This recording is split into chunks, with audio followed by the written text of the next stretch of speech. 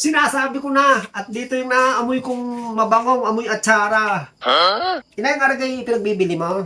Ay, oo kuya. Masambot ko man lang ang binili ng suka at ng asukal. Ay, gusto ko sanang bumili ng isang maliit na ring tab. Ay, wala naman akong dalang pera din eh. Ay, ano kang ganda na kulay ng iyong atsarang yan? Ay, talagang dilaw na dilaw eh. Yan kayo nilagyan mo ng food color? Ay, hindi kuya. Ang nilagay ko dito ay luyang dilaw. Ay, ako, kompleto pa yata eh. May bell pepper at saka carrots. Ano? Oo, hindi na nga lang nalagyan ng pasas at hindi nakapagpabili at gabi na. Oh, naku, yan ang mga atsara talaga. Hindi naman katulad nung sa inay.